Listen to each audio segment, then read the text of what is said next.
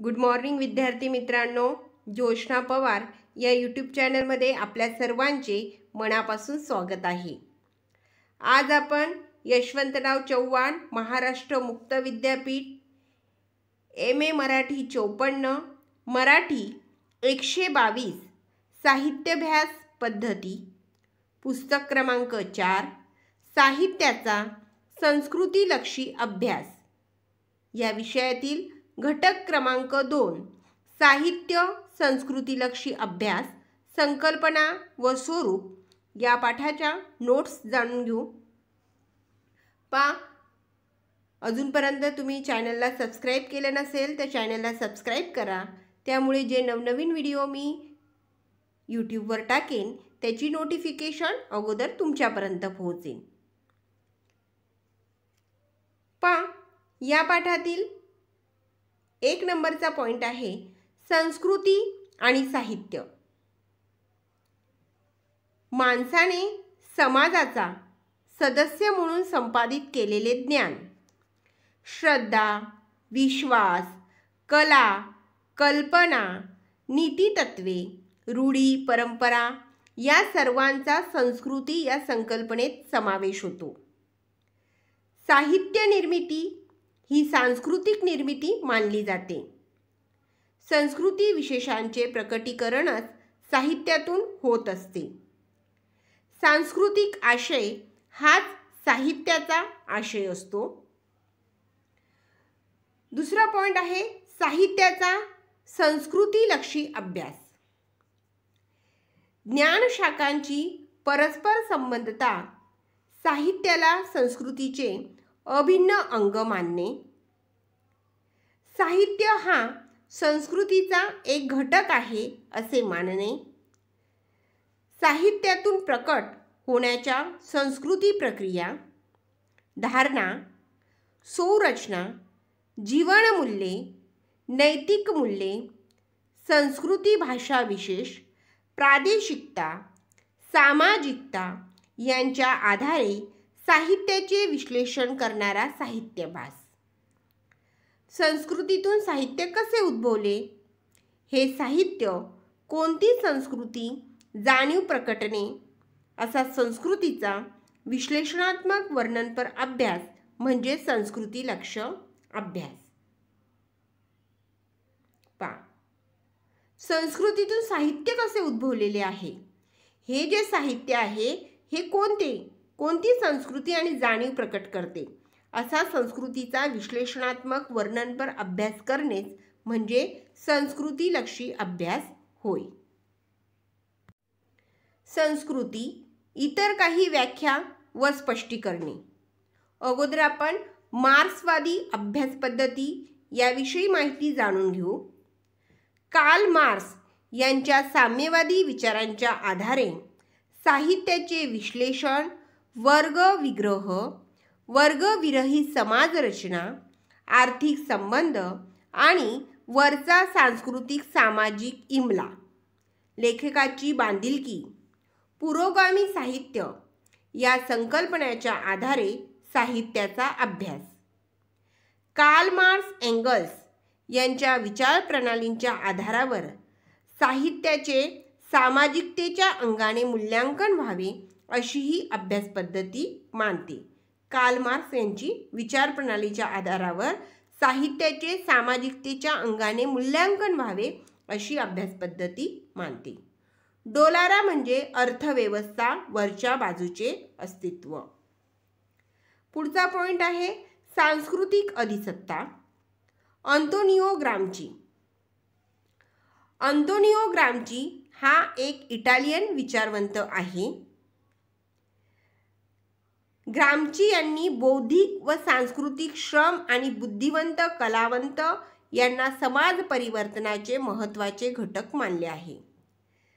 साहित्यावर लेखक, साहित्य वाचक, अभिरुचीची संकल्पना, प्रकाशक, प्रकाशकांचे व्यवहार, साहित्य प्रसाराची माध्यमे, शिक्षण यंत्रणा, वर्तमानपत्रे, नियतकालिके, दूरदर्शनवादी माध्यमे, संगणकीय तंत्रज्ञाने, साहित्यविषयक चर्चामंडळे यांच्यावर सांस्कृतिक सत्ताधाऱ्यांची तसेच वरिष्ठ वर्गीयांची अधिसत्ता कार्यशील असते. असा प्रश्न देखील विचारला जाऊ शकतो की साहित्यावर कोणाची अधिसत्ता कार्यशील असते. तर साहित्यावर लेखक, साहित्य वाचक, अभिरुचीची संकल्पना, प्रकाशक, प्रकाशकांचे व्यवहार, साहित्य प्रसाराची माध्यमे, संगणकीय तंत्रज्ञाने, साहित्यविषयक चर्चा मंडळे यांच्यावर सर्व सांस्कृतिक सत्ताधाऱ्यांची तसेच वरिष्ठ वर्गीयांची अधिसत्ता कार्यशील असते. हेपोलिन टेन यांची साहित्य दृष्टी.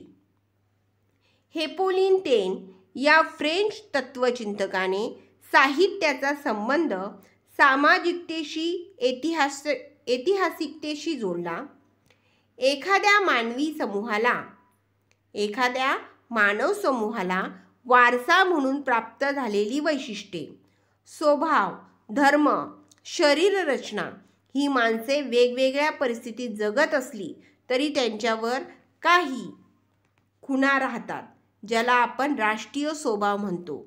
तेच टेनला येथे अभिप्रेत आहे. विशिष्ट प्रदेश, वंश वा युगमानातील व्यक्तींची विचार करण्याची पद्धती, त्यांचे मनोविकार हे विशिष्ट प्रकारचे असतात, हे लक्षात घेऊन टेनने वंश ही कल्पना मांडली. पुढचा पॉइंट आहे सांस्कृतिक समीक्षा. मिलिंद मालशे आणि अशोक जोशी. आधुनिक समीक्षा सिद्धांत या ग्रंथात मिलिंद मालशे व अशोक जोशी यांनी सांस्कृतिक समीक्षा पद्धतीची वाटचाल, विचारसूत्रे व काही अडचणींची मांडणी केली आहे.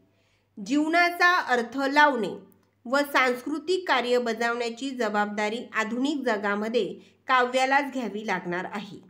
ही अण्णांनी मांडलेली भूमिका उदारमतवादी व मानवतावादी विचारप्रणालीवर आधारलेली आहे.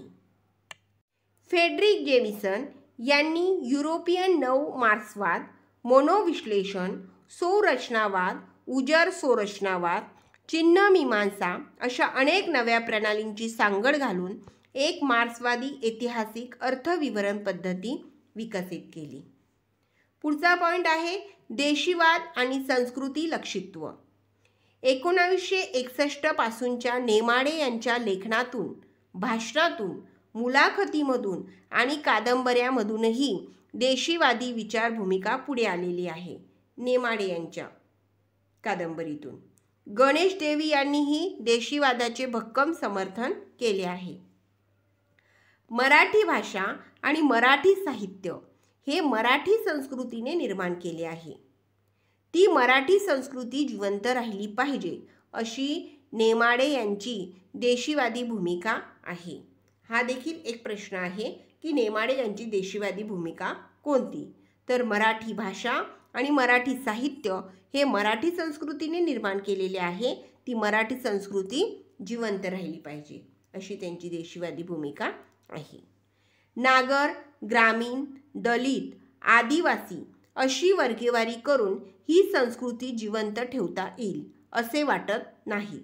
तर विशाल देशीवादी जाणीवच जपण्याची गरज आहे अशी भूमिका नेमाडे यांनी आपल्या कादंबऱ्यांमधून मांडली आहे. आपली मूळ संस्कृती, मूळ स्वभाव, समूहातील उदात्तता, समत्व, बहुलता, करुणा, सामंजस्य, आपली नैतिक कृती प्रवणता, परचे आत्मसातीकरण करणे असे स्थानिकता, स्वदेशीपण, भूमिनिष्ठ जीवन संस्कृतीचे आकलन देशीवादी भूमिकेला संस्कृती लक्षित्व बहाल करते. पुढचा पॉइंट आहे संस्कृती विमर्श. संस्कृती विमर्श कशाला म्हणतात?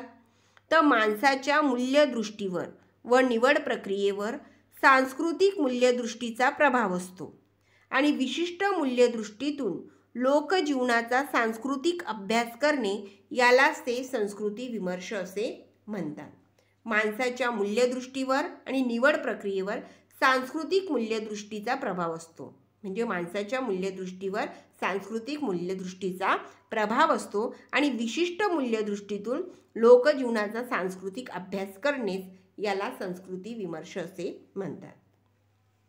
आता संस्कृती केंद्री अभ्यासात समाविष्ट असलेली आशय क्षेत्रे. 1. लोकांच्या जीवनशैलीचा अभ्यास. 2.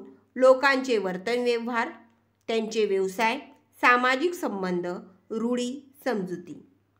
3 पॉईंट परंपरा, सौंदर्य कल्पना, श्रद्धा, मूल्ये, कारागिरी व कौशल्ये यांचा अभ्यास. 4 पॉईंट सहयोगी निरीक्षणांची नोंद, तथ्य संकलन करणे. 5 पॉईंट सामाजिकीकरणाच्या स्थानिक प्रक्रियांचा अभ्यास. पुढचा पॉईंट सामाजिक संस्था, समाज गटांच्या स्वरचनात्मक आंतरसंबंधांचा अभ्यास, सामाजिक सांस्कृतिक प्रक्रियेतील बृहत प्रश्नांचा अभ्यास. बघा पुढचा पॉईंट साहित्याचे सांस्कृतिक आकलनाचे दिशानिर्देश. या ठिकाणी साहित्याचे सांस्कृतिक आकलनाचे दिशानिर्देश खालीलप्रमाणे आहेत. साहित्याचा प्रभाव त्याच्या सामर्थ्यात असतो. साहित्याचे सामर्थ्य. दुसरा पॉईंट साहित्य कृतीची नीती स्वतंत्र असते. सामाजिक जीवन सांस्कृतिक रूप घेते आणि सांस्कृतिक जीवन साहित्य निर्माण करते. संस्कृती आणि साहित्य यातील देवघेव, परस्परांवरील परिणाम. पुढचा पॉईंट साहित्याच्या सांस्कृतिक मूल्यांचा शोध. सांस्कृतिक घटित म्हणून साहित्याच्या आशयाचे विश्लेषण करणे. ही आहे साहित्याच्या सांस्कृतिक आकलनाचे दिशानिर्देश. पुढचा पॉईंट आहे संस्कृतीलक्षी साहित्यभासाची आवश्यकता. साहित्य ही आशयवादी कला आहे. साहित्याचा अभ्यास म्हणूनच आशयाचा अभ्यास ठरतो. संस्कृतीचा अभ्यास हा आपल्या मुळांचा शोध असतो. समकालीन जीवन संदर्भ हे संस्कृती संरचनेतून उद्भवलेले असतात.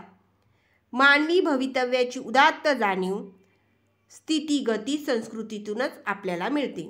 म्हणून साहित्याचा अभ्यास संस्कृती केंद्री आशयद्रव्याला केंद्रस्थानी मानून करावा लागतो.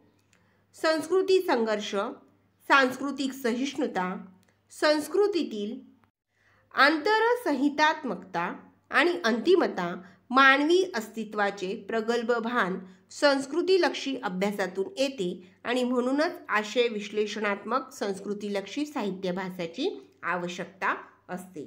या ठिकाणी आपण ह्या नोट्स पाहिलेल्या आहेत. आता आपण या पाठाचे सारांश जाणून घेऊ. साहित्य आणि संस्कृती यांच्यातील संबंधाच्या आधारे संबंध विश्लेषणाच्या आधारे साहित्याचा अभ्यास करता येतो. या घटकात संस्कृतीलक्षी अभ्यासाची संकल्पना आपण समजावून घेतली. साहित्य हे संस्कृतीचे एक आविष्कारात्मक रूप आहे. साहित्याचा आशय हा त्या विशिष्ट संस्कृतीचाच आशय असतो. सांस्कृतिक आशय मानवी अस्तित्व, मूल्ये, समाज, संस्कृती धारणा, मानवी जीवनातील संघर्ष, मानवी मूल्यात्मकतेची वाटचाल अशा लोकसांस्कृतिक प्रतिकात्मक आविष्काराने साकारलेला असतो. संस्कृती लक्षित्व म्हणजे साहित्याच्या केंद्रस्थानी संस्कृतीची संरचना ठेवायची आणि साहित्यातून प्रकटणाऱ्या संस्कृतीची स्थितीगती ठरवायची. सांस्कृतिक आशय जीवनाशय, उच्च जीवनमूल्ये, प्रथा, परंपरा, जीवनदृष्टी वगैरेंचा विचार साहित्य संहितेतून करायचा. हे संस्कृती लक्षित्वात येते.